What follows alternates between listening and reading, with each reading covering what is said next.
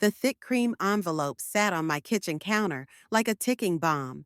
Even from across the room, I could see the gold-leafed edges and elaborate calligraphy that screamed Helen. My sister never did anything halfway, especially when it came to showing off her perfect life. I'm Pearl, and at 32, I've learned that life rarely follows the path we imagine. While Helen married her college sweetheart and landed a six-figure job, I became a single mom at 19. My son Blake is the best thing that ever happened to me, but try telling that to my picture-perfect sister. Mom, is that Aunt Helen's baby shower invitation? Blake asked, dropping his backpack by the door. The one you've been avoiding all week?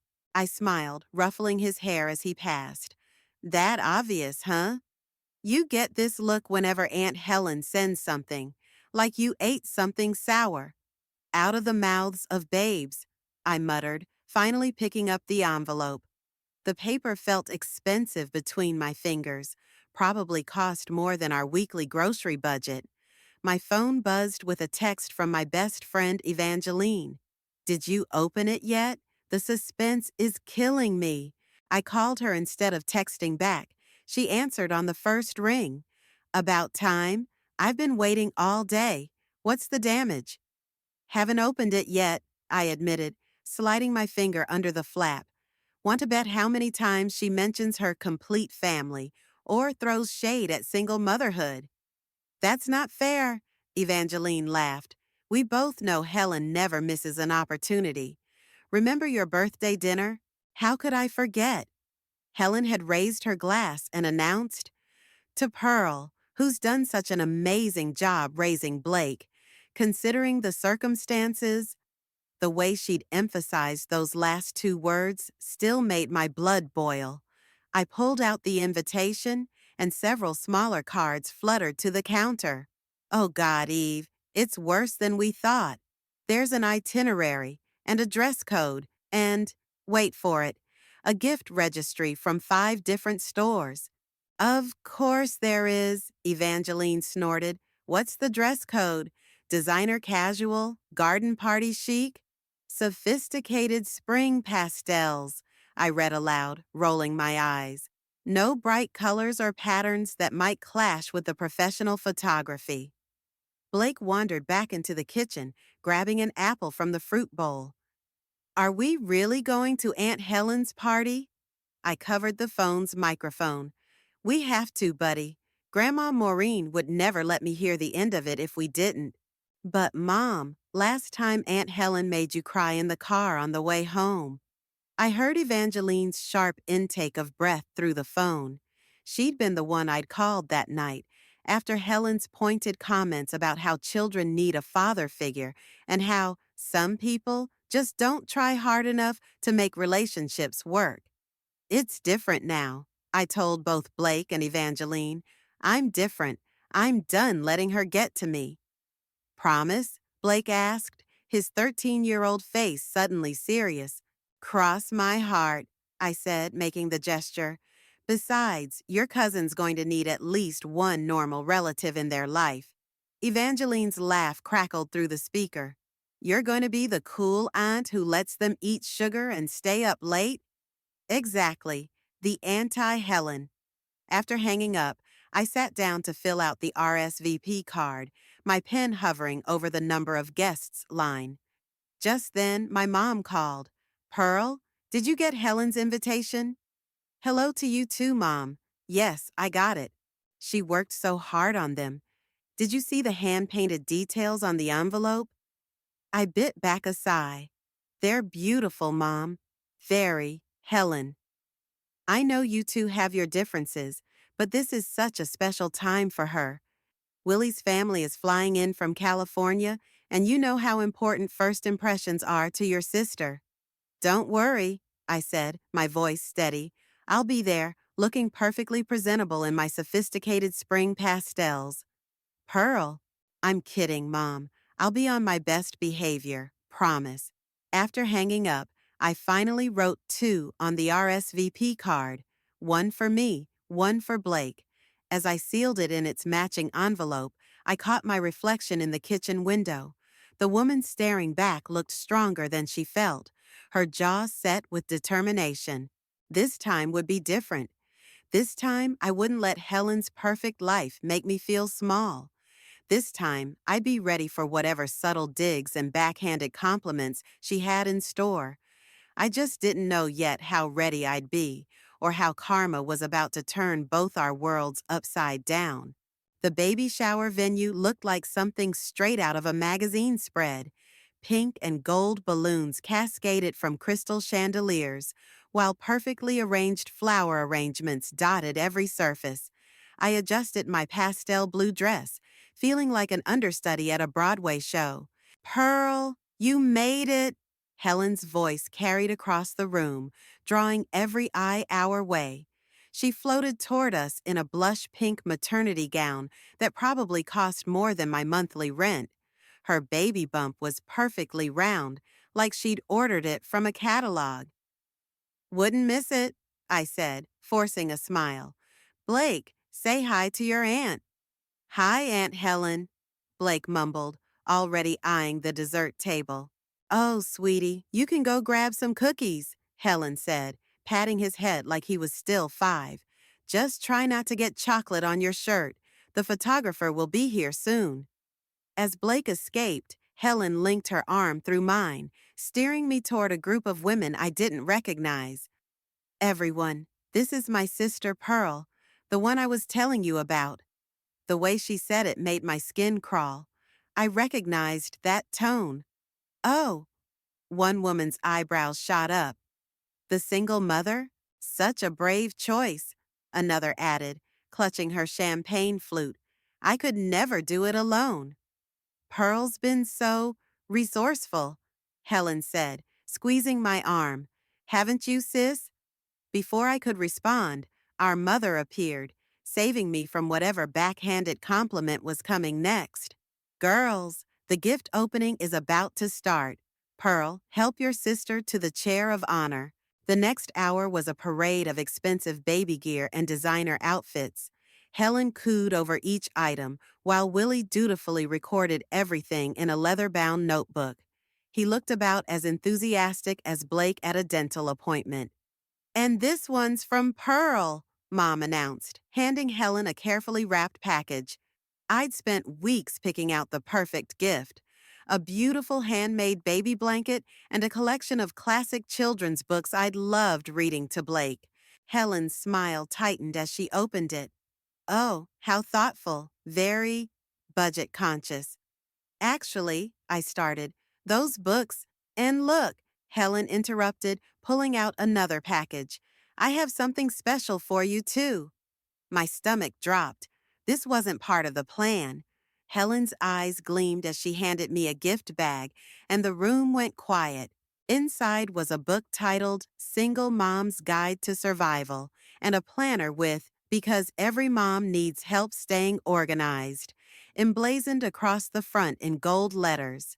I just thought, Helen said loudly, since you've been doing this alone for so long, you could use some tips. The planner even has sections for tracking child support payments. The room erupted in uncomfortable titters.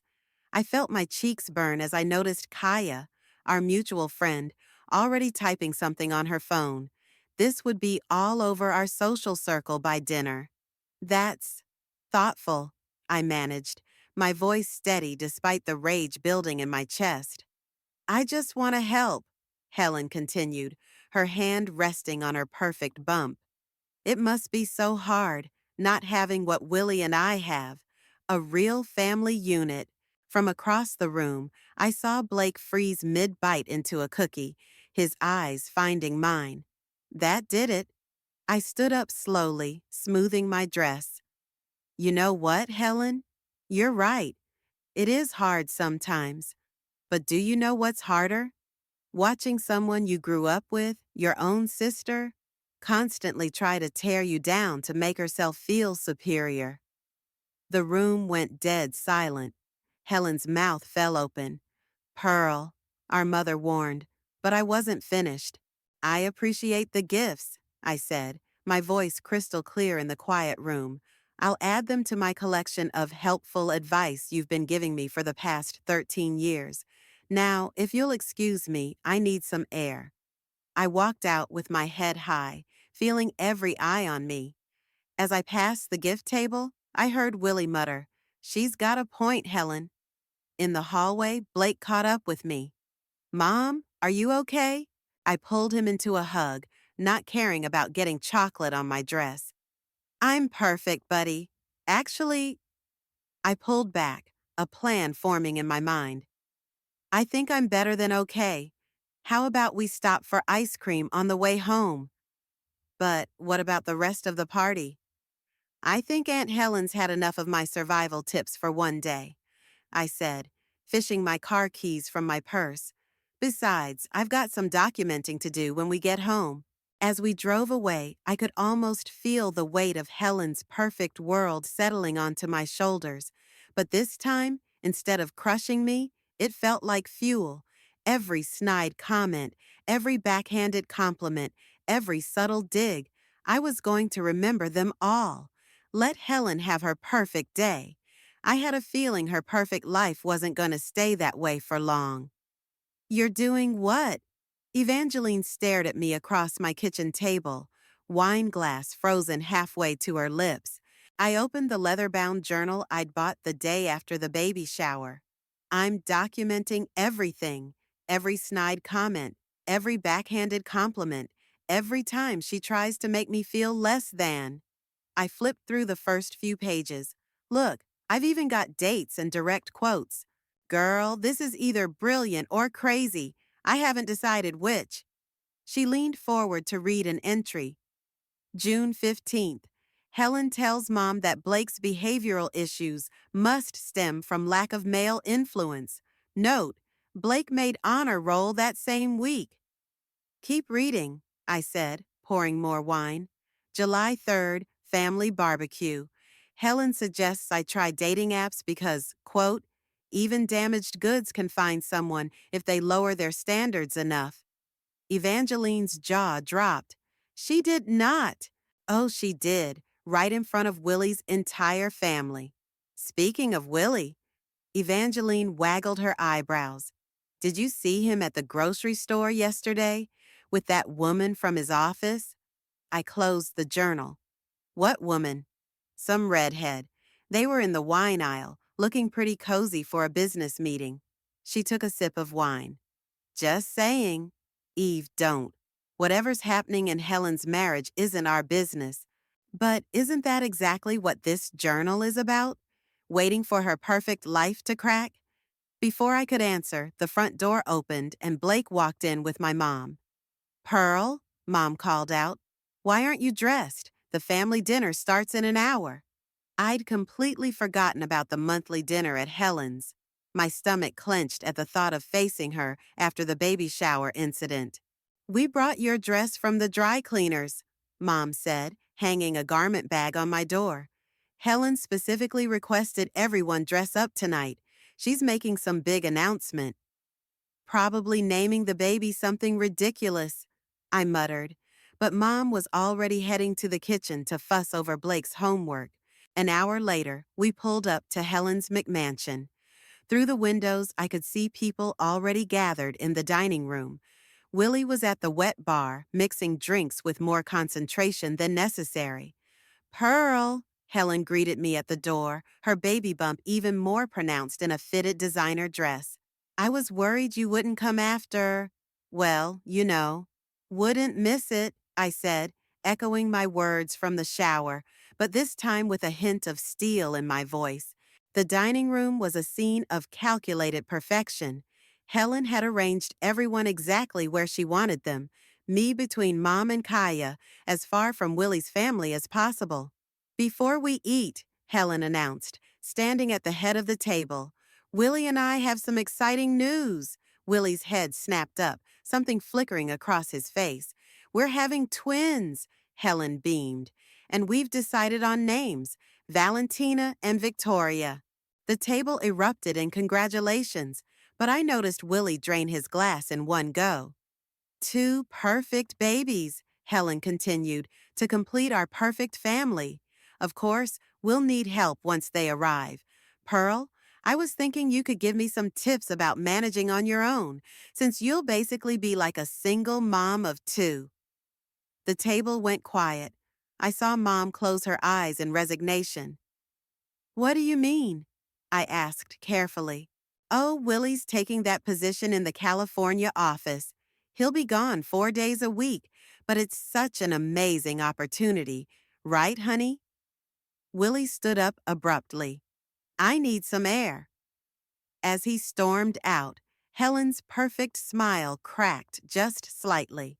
He's just overwhelmed with excitement, she said, but her voice wavered.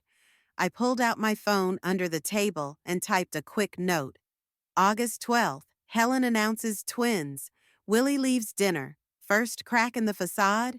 Kaya leaned over. Are you seriously taking notes right now? Just work stuff, I lied, but she'd already seen enough to raise an eyebrow. The rest of dinner was a master class in tension. Helen kept talking about the nursery plans, while Willie's empty chair screamed volumes. When he finally returned, his collar was askew, and he smelled faintly of cigarettes, a habit he'd supposedly quit years ago. As we were leaving, I overheard them in the kitchen. We agreed we'd discuss this first, Willie hissed. It was the perfect moment to announce everything, Helen replied. Why are you being so difficult? Difficult? You're the one who… He stopped as I walked past, forcing a smile that didn't reach his eyes. In the car, Blake looked thoughtful. Mom, is Aunt Helen okay? She kept dropping her fork. I said slowly, your Aunt Helen is about to learn some interesting lessons about life not going according to plan. That night, I added 3 more entries to my journal. Something told me I'd be filling these pages faster than I'd expected. 2 months after the dinner party disaster, I sat in my usual spot at Mom's Sunday brunch, watching Helen push her eggs around her plate. Her perfect makeup couldn't quite hide the dark circles under her eyes, and she'd barely touched her food. The twins are so active at night, she explained, catching me watching. I barely sleep anymore. That's pregnancy for you, Mom said cheerfully. Where's Willie today? Working again? Helen's fork clattered against her plate. California, the new position is keeping him busy. 3rd Sunday in a row, I noted, earning a sharp look from Mom. Well, some of us have husbands with ambitious careers, Helen snapped. We can't all work retail. I manage a department store, I corrected, and I'm up for regional supervisor next month. Girls, Mom warned, but her phone buzzed. Oh, it's Willie. Helen's head snapped up. Willie's calling you? He promised to help with the garage door next weekend, Mom said, answering the call. Willie, hold on. Helen's right here. No. Willie's voice came through clearly enough for us all to hear. I mean, I just needed to confirm the time for the garage. Don't bother Helen with it. The silence after Mom hung up was deafening. I should go, Helen said, standing awkwardly with her 7 months pregnant belly. The nursery designer is coming at 2. After she left, Mom turned to me. Something's wrong. She's not herself. You think? I pulled out my journal, now nearly half full. Last week at Kaya's party, Willie spent the whole night texting. Helen told everyone it was work, but I saw the contact name, Sarah R. Pearl May, are you keeping tabs on your sister's marriage? I'm just observing, Mom, like Helen's been observing my life choices for years. The next weekend, I took Blake to the mall for school supplies. We were in the food court when I spotted Willie, with a redhead who definitely wasn't his wife. Is that Uncle Willie? Blake asked around a mouthful of pizza. Pretend you don't see him, I whispered, but it was too late. Willie had noticed us. He approached our table, his face pale. The redhead hung back, looking uncomfortable. Pearl, Blake, this is Sarah, from the office. Your garage door repair person? I asked innocently. Willie flinched. It's not, we're just… Having lunch, I supplied. Don't worry, I'm sure Helen will understand. She's so good at understanding things, isn't she? Like when she understood why I chose to raise Blake alone? You don't understand the situation, Willie said, his voice low. No, but I understand karma. I pulled out my phone and snapped a quick photo before he could protest, just documenting the moment, for my records. That evening, my phone exploded with texts from Willie. Please don't tell Helen. It's not what you think. The babies, the stress, please. I added his texts to my journal, right under Helen's latest gem from last week. At least when my children are born, they'll have a father who wants them. The next day, Helen showed up at my door unannounced. Willie's acting strange, she said, barging in. He won't answer my calls, and Mom said he canceled about the garage door. Has he said anything to you? I thought about the photo on my phone, about 13 years of snide comments and judgment, about how easy it would be to shatter her perfect world with one picture. Nothing, I said. But Helen, is everything okay? Really okay? Of course it is, she snapped, but her hand trembled as she adjusted her designer purse. Why wouldn't it be? I have everything I ever wanted. The perfect husband, the perfect pregnancy, the perfect life. Unlike, unlike me, I finished. The sad single mom who can't keep a man. I didn't mean. Yes, you did. You always mean it, Helen. Every single time. She left in a huff, but I noticed she'd forgotten her phone on my counter. It lit up with a text from Kaya. Saw Willie at Riverside Hotel yesterday. Should I tell her? I added it to my journal, along with the date and time. The pages were filling up faster now, each entry a brick in the wall of Helen's perfect life, a wall that was starting to show serious cracks. That night, I stared at the photo of Willie and Sarah for a long time before finally deleting it. I didn't need it. Helen's perfect world was crumbling all on its own, and I had front row seats to the show.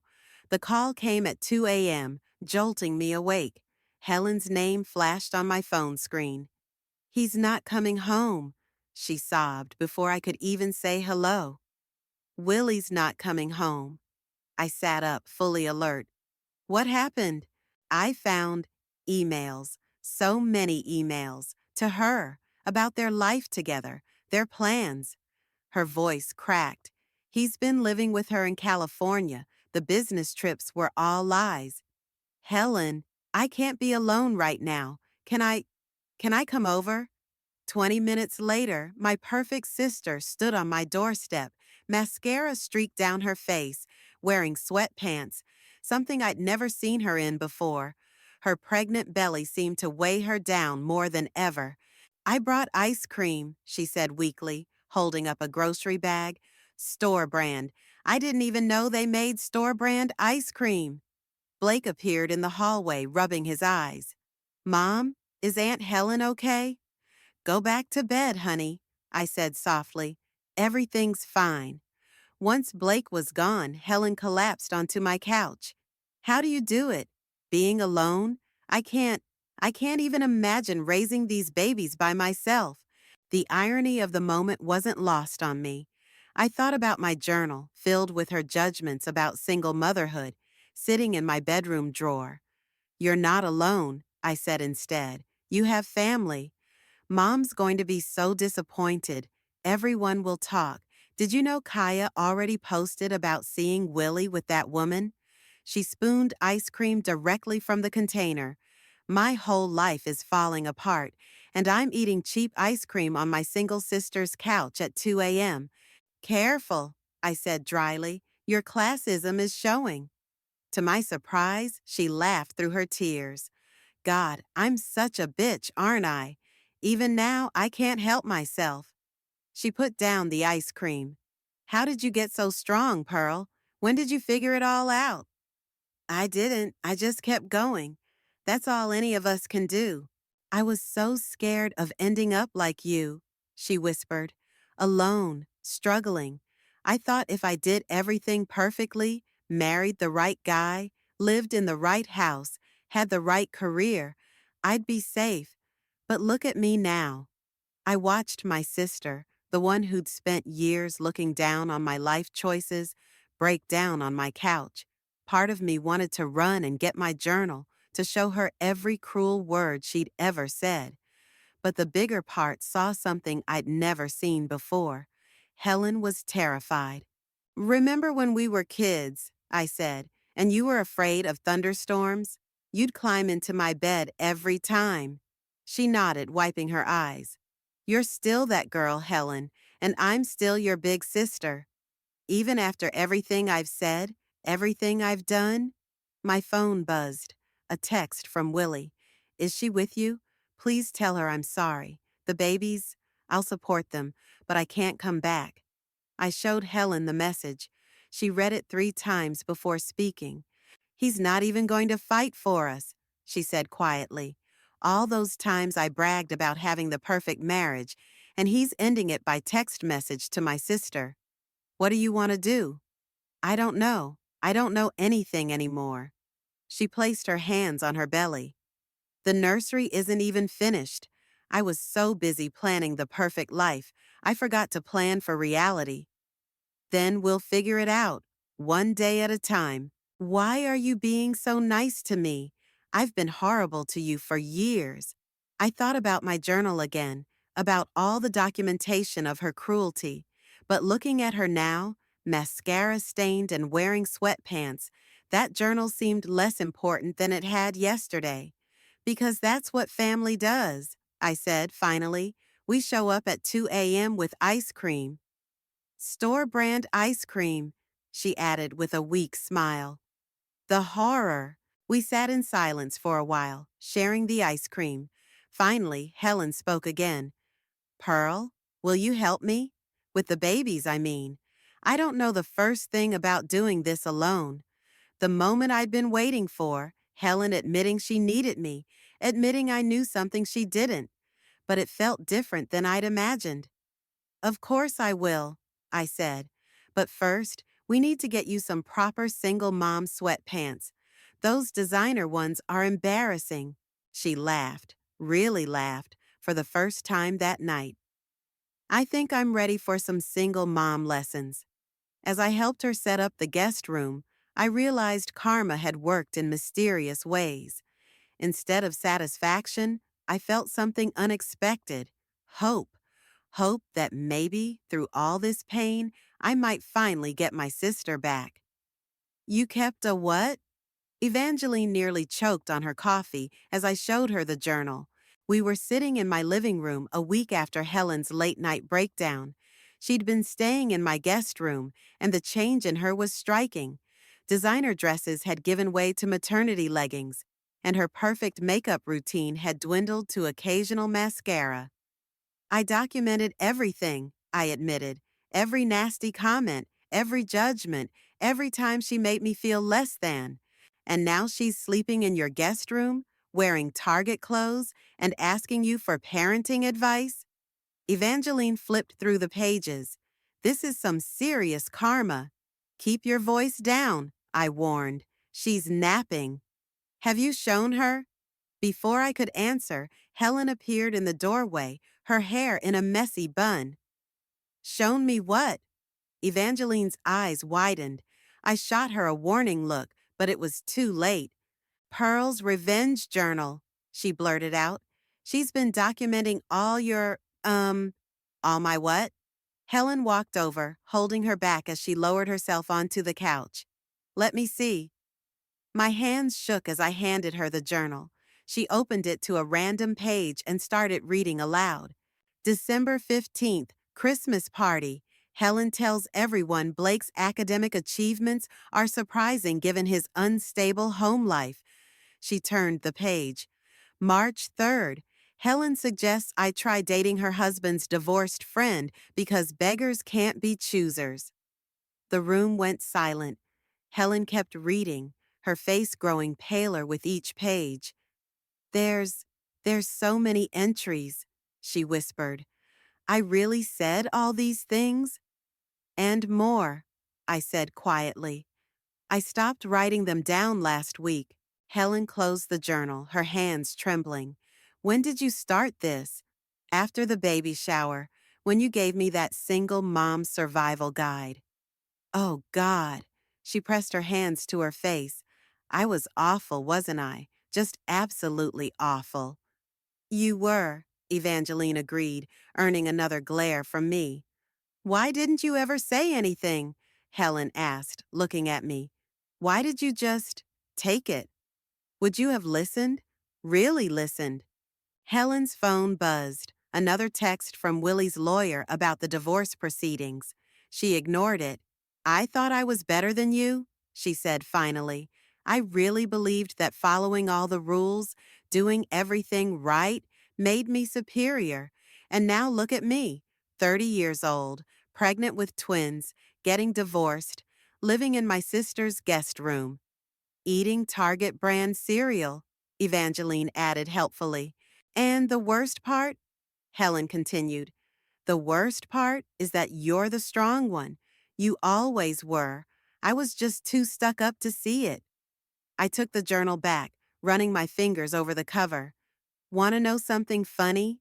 I started this thinking it would be my revenge, that someday I'd show you all these horrible things you said and watch you crumble. So why haven't you? Because watching you now, seeing you face real life instead of your perfect fantasy, that's not satisfying the way I thought it would be. It just makes me sad. Helen picked up her phone as it buzzed again. Willie wants to meet tomorrow to discuss the divorce terms. Her voice cracked. I don't know if I can face him alone. You don't have to, I said. I'll go with you.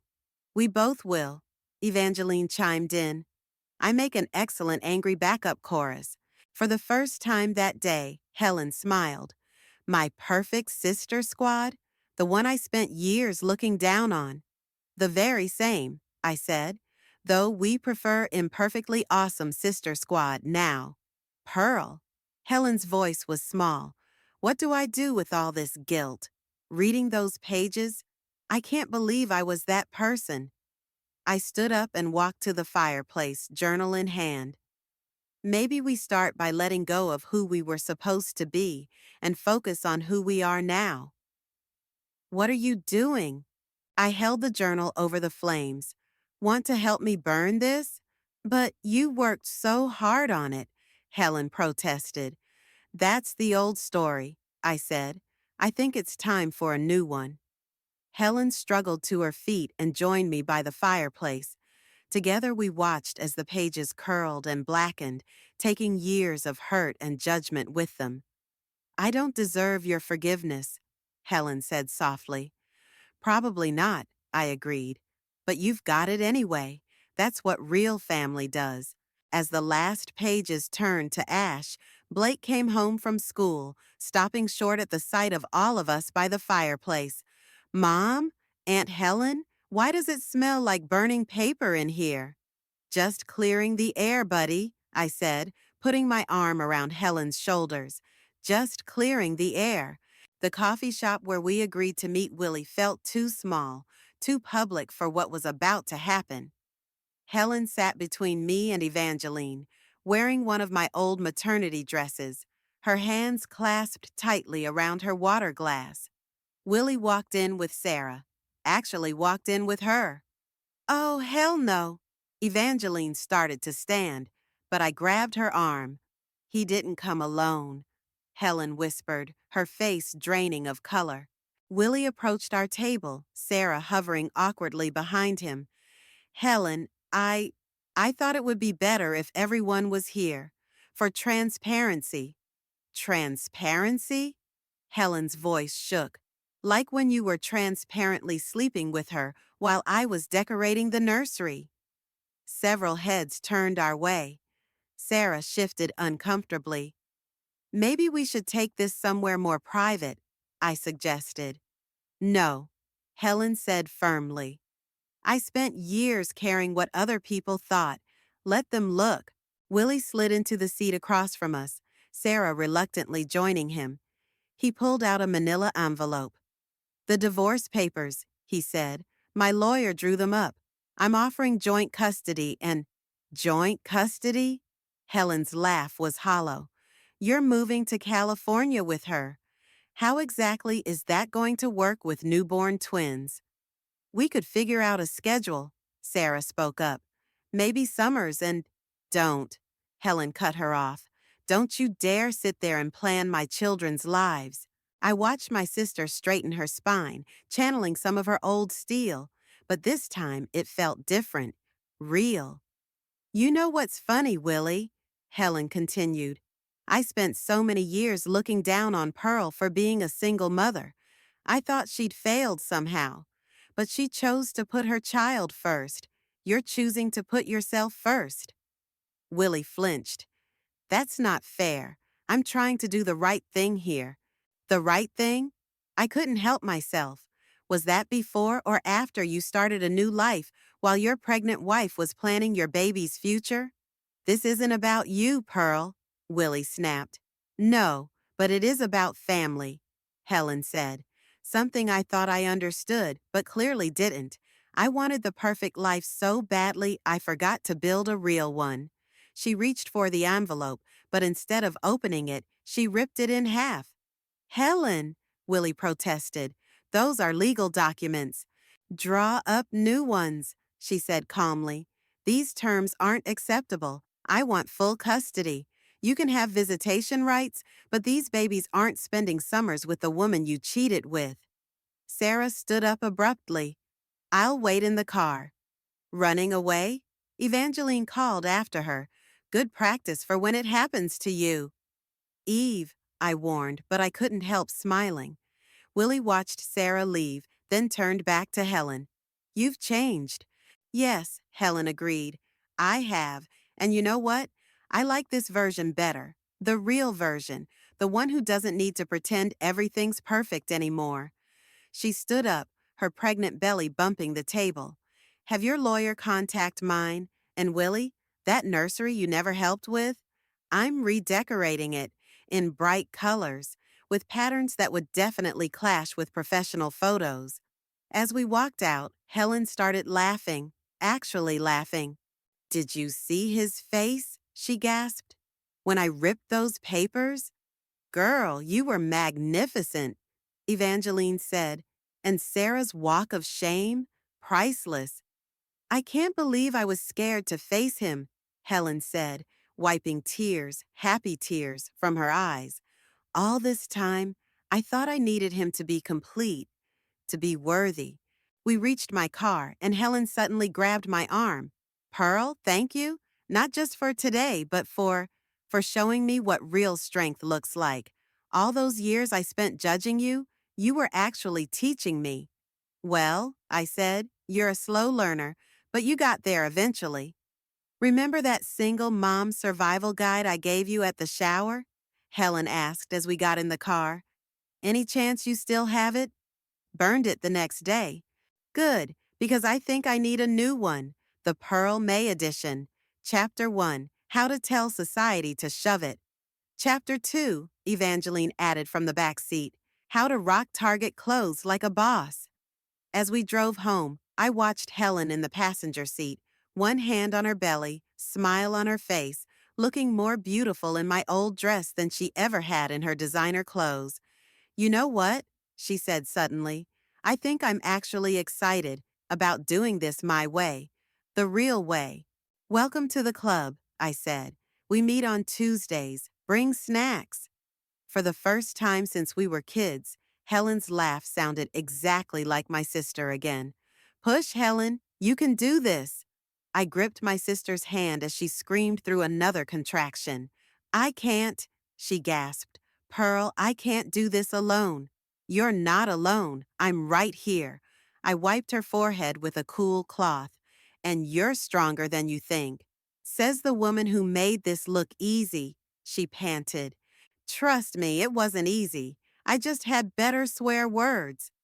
That made her laugh, which turned into another scream as the next contraction hit. The delivery room buzzed with activity as doctors and nurses prepared for the twins' arrival. First baby's crowning, the doctor announced. One more big push, Helen. Valentina arrived first, her angry cries filling the room. Victoria followed 3 minutes later, just as loud as her sister. "They're perfect," Helen whispered, tears streaming down her face as the nurses placed both babies on her chest, and they look nothing like Willie. "Thank God for small mercies," I said, making her laugh again. A soft knock at the door revealed Blake, standing with Mom and Evangeline. "Can we come in?" Blake asked. "I want to meet my cousins." Helen nodded, beaming. "Come meet your new family members." As everyone crowded around the bed, cooing over the twins, I noticed how different Helen looked from the polished, perfect sister I'd known before. Her hair was a mess, her face was makeup-free, and she'd never looked more beautiful. "Pearl," she said suddenly, "I want you to be their godmother." "Are you sure? What about all those society friends of yours?" "Those people disappeared the moment my perfect life fell apart. You stayed. You showed me what real family means." She adjusted Valentina in her arms. "Besides, who better to teach my daughters about strength than their Aunt Pearl?" Mom wiped tears from her eyes. "My girls, finally acting like sisters again."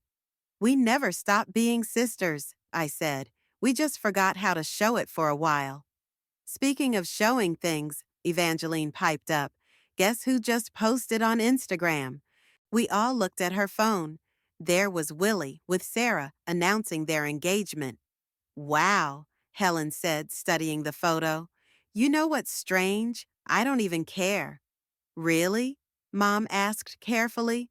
"Really. Looking at my daughters, I realize I got the better end of that deal. He can have his perfect Instagram life. I've got something real." Blake approached the bed, peering at his new cousins. "They're so tiny." "Was I that small, Mom?" "Smaller," I told him. "But you were just as perfect." "Can I hold one?" he asked Helen. "Of course you can, buddy," Helen said, using my nickname for him naturally. "Come sit here, and I'll show you how." As I watched my 13-year-old son carefully cradling his newborn cousin, with Helen gently guiding his arms, I felt the last pieces of our complicated history falling into place. "You know what this means," Evangeline said, snapping pictures. "Your Tuesday Single Mom Club just got a new member." "And the snack budget doubled," I added. "Triple it," Helen said. "These girls already take after their aunt's appetite." A nurse came in to check the baby's vitals. "Do you want me to list the father on the birth certificates?" she asked quietly. Helen looked at her daughters, then at me, then back at the nurse. "Yes, but in the emergency contact section, put my sister's information first." After the nurse left, Mom squeezed both our hands. "I wish I'd done better," she said. "I should have stopped the rivalry years ago."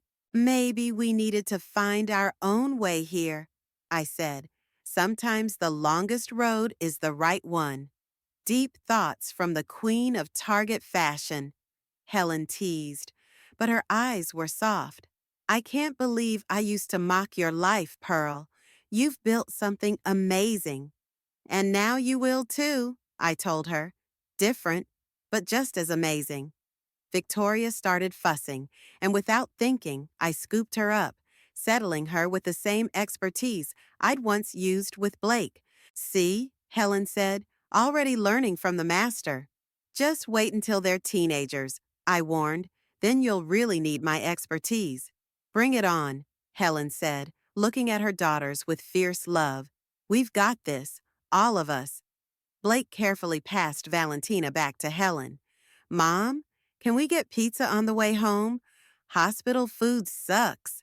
"Language," Helen and I said simultaneously, then burst out laughing. As our family crowded together for Evangeline's impromptu photo session, I realized something. The perfect ending isn't about everything working out exactly right. It's about finding peace with how things actually are. And sometimes that's even better than perfect.